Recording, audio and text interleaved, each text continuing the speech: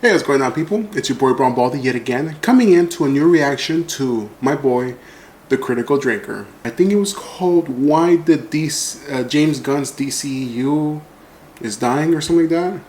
And so what I heard, the Superman movie, though not necessarily bad, but also not necessarily as memorable. I heard Peacemaker didn't do so well either. So let's see what the drinker has to say. I am a big fan of his opinions. He tends to be right on the money on almost everything he says. Pretty much everything he says. I've yet to find a flaw. If you think differently, by all means let me know. I can be kind of ignorant sometimes. But either way, let's see what's going on. Here it is, Critical Drinker. Do not forget to go to his channel, subscribe, support him. These are his videos. I am simply a reactor. With that being said, let's get on with it. And here it is. The thing about first impressions is that you only ever get to make one, and never is that more true than the world of big budget filmmaking. It seems like only yesterday that James Gunn was being hailed as the saviour of DC on film, taking over a struggling franchise that had failed to launch as a dark and edgy Marvel alternative under Zack Snyder, failed to reorganise itself under a trio of girl bosses when that fad came and went like a fart in the wind, and even failed as The Rock's own personal vanity project, pretty much signalling the end of his decade of box office domination. But a saviour had arrived in the form of James Gunn, the visionary director of Guardians of the Galaxy and, other stuff. Sure, he might have dismissed arguably the most popular actor to play Superman since Christopher Reeve literally weeks after he announced he was returning to the role. Sure, he cancelled every upcoming project except anything that starred his wife, and made sure to give his brother a major role that he totally didn't deserve. And sure, he was arguably a one-trick pony who tried to make every movie into Guardians of the Galaxy, but just don't think about it too much. Just keep telling yourself that James Gunn's amazing and everything's gonna somehow work out fine. You sure about that? You sure about that? But it turns out that everything didn't work out fine. The James Gunn honeymoon period is well and truly over now, the enthusiasm has died down, and after one underwhelming movie and two disappointing TV shows, the whole world seems to be coming to the same realization. This whole James Gunn thing probably wasn't a good idea, was it? An article in Forbes a couple of days ago painted a grim picture of Superman's box. Me personally, the moment they decided not to bring back Henry Cavill, I was like, out the door. You do not diss my boy. Just saying. Office performance. With a total haul of 615 million worldwide, the movie cleared just over 300 million after all the distributor fees were paid, nowhere near the 350 million needed to cover production and marketing costs. This, dear viewer, is what we call a flop. No shit! And keep in mind, Forbes is a pretty well-established industry publication with a long history of painting the most optimistic picture possible for big studio movies. If even they're admitting that Superman was a failure, you know it must be fucking bad. And this isn't just any old failure either. This isn't some obscure character from a limited run comic that we're talking about here. It's Superman, arguably the single most iconic superhero of all time. If you can't even make him work on screen, then what chance have you got with anyone else? Things aren't much better on the TV side of things either. Creature Commandos, which was actually Gunn's first entry in the DCU, was pretty much ignored and mostly irrelevant because really, who the fuck cares about an animated TV show about a bunch of characters nobody's ever heard of that's only loosely connected to the new shared universe? Peacemaker Season 2 was Gunn's big passion project, probably because it stars his own wife who just mysteriously keeps getting cast in James Gunn projects. Oh my goodness, it must be a complete coincidence. Gunn himself hyped the show up relentlessly, constantly banging. Say what you want about James Gunn, but damn, his wife is shit, I'd cast her in everywhere I wanted to too, man. It's my movie. If I want to put my wife in there, I put my wife in there. And on about how important it was to DC's future and all the stuff that it was going to set up. Liar! Because truly, if there's one guy you can always rely on to tell it like it is, and never resort to hyperbole and cheap sales tactics to drum up interest in his work, it's James Gunn. Wrong. None of it made any difference though. The show failed to even break into the Nielsen top 10, there was practically no conversation about it online, and Gunn's decision to jam a bunch of modern day political lectures into the narrative with all the subtlety of a tactical nuclear strike at a time when most people are getting pretty fucking tired of that crap only served to divide an already small fan base. The result? Well, after a strong premiere, interest in the show flatlined and never recovered, and a potential third season was axed before season 2 had even finished airing. There's just no hiding it anymore. James Gunn's DCU is in deep trouble. It's barely even started and already people seem to have lost interest in it. And it's not like the best is yet to come either. Next year's gonna give us 2 more movies, Supergirl and Clayface. Fuck. Yeah, no offense guys, but if even Superman couldn't drum up audiences... Well, people were a little crazy over I keep forgetting the actress's name, the one who played Supergirl in the most recent film. She came out very briefly. In Clayface, very underrated villain. So I wanted to give it a shot, but that's just me. Interest, what chance do you think this drunken arsehole's gonna have? And I think maybe it's time to face reality with this one. Whatever it was gonna take to get DC back on track after years of mismanagement, James Gunn wasn't it. I know the loyalty some people feel towards that dude borders on religious fanaticism, but even the most die-hard James Gunn fan should be able to recognise the mistakes he's made. His first big mistake was failing to make a clean break from the old DCEU. DC on film was a complete mess by the time he took over. Not only did it have a whole bunch of conflicting creative visions for the DC shared universe, with elements of the old Snyderverse still lingering on, aborted characters and discarded plot threads lying around everywhere, questions about whether Henry Cavill would return as Superman, no fewer than 3 different versions of Batman active at the same time, a Joker spin-off that was disconnected from everything else, a Batman solo movie with a sequel still in the works, Suicide Squad and the Peacemaker spin-off that were personal projects of Gunn's, and even a Snyder cut of Justice League.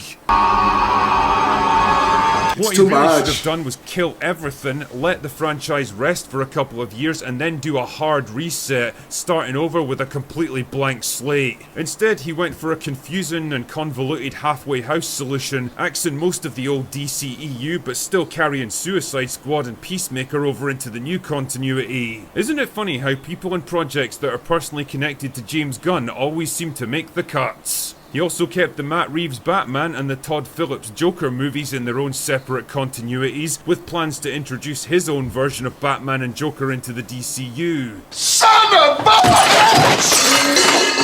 Excellent stuff, James. That's not going to be confusing for general audiences at all. The point is that instead of the hard reset that was desperately needed, all we really got was just another rushed, poorly thought out course change from a studio that was too timid to make hard decisions, too impatient to wait, and too stupid to know what to do with its own IPs. No wonder audiences weren't buying into it. There's no reason to believe this version's even going to be around in a few years, so what's the point in getting invested in it? His second big mistake was inserting his own creative sensibilities into every project. James Gunn definitely has talents as a writer and director, but the problem is those talents are focused in a very narrow range, and instead of hiring other people who might be better suited to a project, he instead tries to make everything work his way. Watch any James Gunn movie or TV show and you've pretty much seen them all because they all adhere to the same basic formula. A bunch of flawed but likeable misfits are forced to team up and have to work together to take down some big overarching threat, eventually becoming a kind of dysfunctional family along the way. Usually accompanied by a lot of snarky, self-deprecating humour, incongruous pop music that underscores big action set pieces, and a troubled protagonist with a dark past. It's fine for what it is, I guess, but once you've seen it 5 or 6 times, well, it starts to get old real fast, and it really underscores how the guy's writing sensibilities peaked like 10 years ago and haven't moved on since. More importantly, it's not a formula you can apply to every...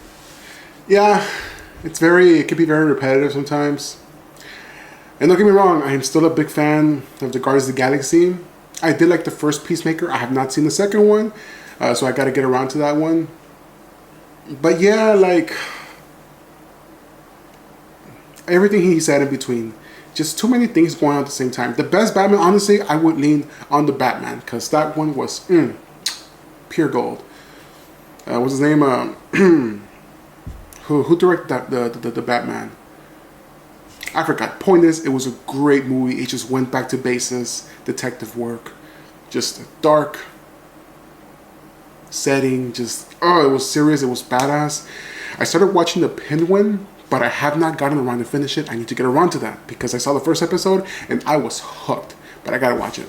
Situation, and Superman was a perfect example of that. You could see how hard he was trying to bend the character into the classic James Gunn mold, but it just wasn't working because Superman was fundamentally incompatible with his style of writing, and no amount of shitty, misplaced humour was going to change that. The result is that DCU was starting to feel more like James Gunn's own personal vanity project, made by and for one person only: James Gunn. He keeps the projects alive that he personally cares about, consistently hires friends and family who matter to him, and runs projects that he's totally not suited to in the way he personally enjoys. Here's the thing though, James, when you're the head of a multi-billion-dollar film franchise, it's not really about what you want anymore, it's about the audience and what they want, and it seems like the gap between those two things is getting wider with each new release. Say what you want about Kevin Feige, but the guy's at least smart enough to know his own limitations as a creative and let other people take up the slack. Now there's even rumours that if Warner gets bought over by Paramount, in a deal that's looking increasingly possible, Gunn and his entire DCU will be the first out the door. And honestly, I wouldn't blame them one bit, because not only has Gunn fumbled what should have been a slam dunk, but there's nothing in the immediate future that can turn it around for him. I mean, what's the alternative here? Keep throwing good money after bad? Keep allowing James Gunn to churn out James Gunn projects made purely for James Gunn?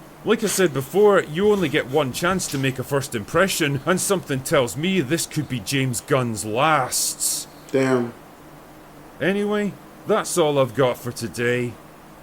Go away now. Okay, so that was The Critical Drinker, why the DCU of James Gunn is falling apart, and honestly, I cannot find a rebuttal. They should have just stuck to Henry Cavill and maybe at most try to just, I don't know, honestly, given it's too much. That's the crux of everything. It's just too much in between. Like if something's not working out, you might not want to expand upon it. You know what I mean? Because if the foundation is not good, then it doesn't matter how good the following is. Then the foundation is not good. It's going to collapse regardless. But either way, what I'm trying to say is that there was too much in between. Too many projects going on. The Flash, Aquaman, which was pretty good actually, at least the first one. The second one, I haven't watched it. But my point is that the first Snyder films were there and they weren't that good. It was a floppy foundation, and they decided to make more and more, built upon it and expand upon it when the foundation was already fucked. And ultimately it just collapsed. And then James Gunn, with his way of doing it, where it seems to he just wants to put what he wants, and I get it, it's his movie, he can do whatever he wants, but at the same time, so can the audience. The audience can say, you know what, I don't like this shit, I ain't gonna watch it, and there goes everything. It's ultimately the audience is more important. And how he said, say what you want about Kevin Feige, at least he knew his limitations, and you want to step back, whatever, at least he did. But either way, let me know what you think. Do you think his assessment is correct? If not, please let me know in the comment section. I'm always open to a new perspective. Either way, that was my reaction. And if you like it, if you have it in you, please do me a favor. Give me a like and subscribe, comment, share, all that good stuff. How about you, bro? This is your boy Brown Baldy. Excuse me. Excuse me, I woke up sick. This is your boy Brown Baldy. Thank you so much for joining me. And you have a good rest of your day, and you all take care.